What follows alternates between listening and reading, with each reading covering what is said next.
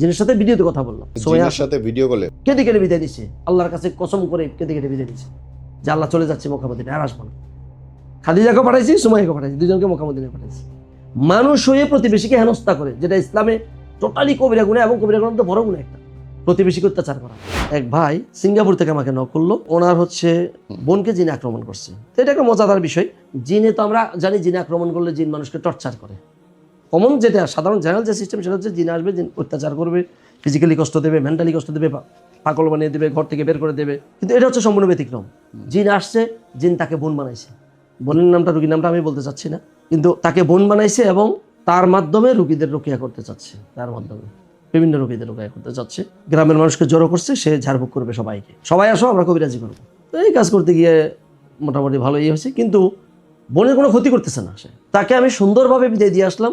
10 মিনিটের মাথায় সে আমার থেকে বিদায় নিয়ে চলে গেল, আর আসবে না। আমি ওখানে থাকতে থাকতে সে আবার ব্যাক করলো। সে আবার যখন ব্যাক করলো তখন আমি চিন্তা করলাম এবার তো ভালোভাবে বিদায় দেওয়া সম্ভব না।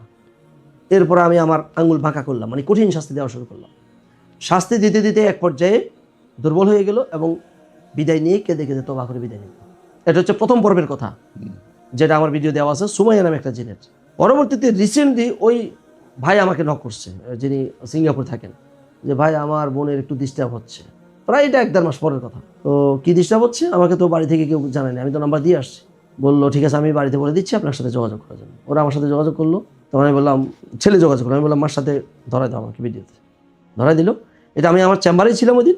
চেম্বারে থেকে আমি আবার ভিডিও কলে তাদের সাথে জিনের সাথে কনফারেন্সটা করলাম, জিনের সাথে ভিডিওতে কথা বললাম, ভিডিওতে ডাক দিলাম জিনের সাথে ভিডিও কলে, জিনের সাথে মানে রুগীর সাথে, রুগীর উপরে জিনকে ডাকছি, জিন আসছে, যার নাম হচ্ছে সুমাইয়া।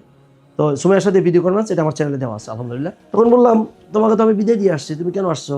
আমাকে বলতেছে আপনি ওয়াদা রাখেন নাই, আপনি বলছেন তাকে তার স্বামীকে ফিরিয়ে দেবেন, আমার বোন একা, আমি তাকে একা ছেড়ে চলে গেছি, তা আপনি বলছেন তার স্বামীকে ফিরিয়ে দেবেন, দেন নাই আপনি, কোত্থেকে দেবো? তার স্বামী তো বিদেশ করে, তার স্বামী বিদেশে দেশে বসে থাকলে হবে? বলতেছে না আপনি তো বলছিলেন তার স্বামী আসবে, তার ভাই আসবে, অমুক আসবে, তমুক আসবে, সে একা, তো আমি তাকে ভাড়া দিতে আসছি আমার। মানে ওর হচ্ছে দরা দিলে কি বলে, খালা দরদি বলি আমরা। মানে রুগীকে একা ছাড়বে না কেন? কারণ আছে পাশের লোকজন টর্চার করে, পাশের যে প্রতিবেশী, খারাপ প্রতিবেশী আছে যারা রুগীকে ফিজিক্যাল টর্চার করতে চায়, রুগীর বাসা বাউন্ডারি করা, মানে টিনের বাউন্ডারি করা, তারপরেও ফিজিক্যাল টর্চার করতে চায়, বিভিন্নভাবে হেনস্থা করে। যার পরে মানুষ দেখেন, ভাবেন মানুষ হয়ে প্রতিবেশীকে হেনস্থা করে, যেটা ইসলামে টোটালি কবিরা গুনাহ এবং কবিরা গুনাহ তো বড় গুনাহ একটা, প্রতিবেশীকে অত্যাচার করা। কিন্তু জিন হয়ে একটা জিনটা ভালো, সে বিদায় নিয়ে গেছে, চলে গেছে, তাকে আমি বিদায় দিয়েছি। সে বলছে আমি আসতে বাধ্য হয়েছি কারণ তার স্বামী আসতেছে না, তাকে সেফটি দেওয়া, সেভ করার কেউ নাই, এই জন্য আমি আসছি। তখন আমি বললাম, আমি রাগ করলাম তার সাথে, দেখো সুমাইয়া, আমি আবার ভিডিওর কথাগুলো দর্শকের উদ্দেশ্যে বলছিলাম যে দেখেন জিন কি চায়, কি করে, আর আমরা মানুষ কি করি। সে আবার আসছে, তাকে পাহারা দেবে। শেষ পর্যন্ত তাকে বুঝালাম সুমাইয়া এটা তোমার কাজ না, ওকে পাহারা দেওয়ার দায়িত্ব ওর পরিবারের, ওর স্বামীর, ওর ভাইয়ের, ওর ছেলের, তোমার দায়িত্ব।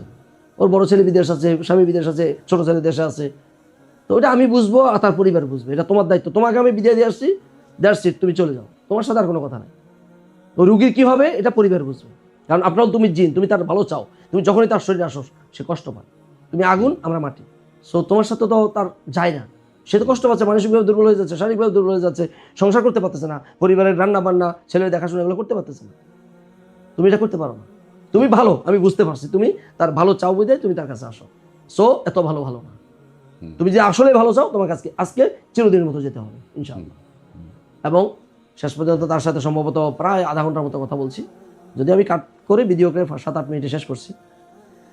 তো তাকে বুঝাইলাম, রাগ করলাম, লাস্টে বুঝাইলাম দেখো তুমি যেহেতু আশেপাশে থাকো, তো আমি বলছিলাম তোমাকে দায়িত্ব দিয়েছিলাম দূর থেকে পাহারা দাও, তুমি ভিতরে আসো না, শরীরে আসো না, তুমি এটা মানতে পারো না, তুমি শরীরে চলে আসতেছো, সো তুমি আর এই এলাকায় থাকতে পারবে না। আজকে তোমার সাথে আমার কমিটমেন্ট হচ্ছে তুমি বাংলাদেশেও থাকতে পারবে না, তোমাকে আমি মক্কায় মদিনায় পাঠাচ্ছি, তুমি মক্কায় মদিনায় থাকবে।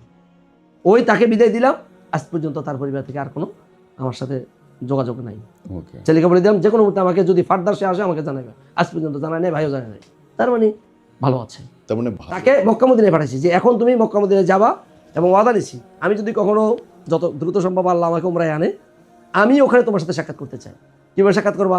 তুমি আমাকে খুঁজে পাবা লাখ লাখ মানুষের ভিতরে পাবো, কীভাবে? আমরা তো দূর থেকে দেখলেই চিনব আপনাকে, কারণ আপনাকে তো আমি চিনি। তো কীভাবে সাক্ষাৎ করবা? বললাম তাহলে তুমি হঠাৎ করে আবার অন্ধকার থেকে সালাম কালাম দিও না, আমি ভয় পেতে পারি। তুমি মানুষের ছবি ধরে সাক্ষাৎ করো, বোরকা পরে মহিলার ছবি ধরে এসে সালাম দিবে, আমি পরিচয় দেবো আমি কুমিল্লার সুমাইয়া, তাহলে আমি চিনতে পারবো। এরকম আরেকজন পাঠাচ্ছি, দোহারের খাদিজাকে পাঠাইছি। ওই যে খবিশ থেকে খাদিজা নাম রাখছিলাম, প্রথম ভিডিওতে বলছিলাম আমি, ওই খাদিজাকে পাঠাইছি মক্কা মদিনায় লাস্টে। সে আবার আসছিল, বলছি একবার চিরতরে, এবং খাদিজাও কেঁদে কেটে গেছে, দোহারের খাদিজা কেঁদে কেটে বিদায় দিচ্ছে, আল্লাহর কাছে কসম করে কেঁদে কেটে বিদায় দিচ্ছে যে আল্লাহ চলে যাচ্ছে মক্কা মদিনায়, আর আসবো না। খাদিজাকে পাঠাইছি, সুমাইয়াকে পাঠাইছি, দুজনকে মক্কা মদিনায় পাঠাইছি যে তোমরা ওখানেই থাকবা আগামী 2-4-10 বছর, বাংলাদেশে আসবে না। আলহামদুলিল্লাহ এরপর থেকে মানে পেশেন্টটা ভালো আছে, যার ফলে আর আমাকে নক করেন।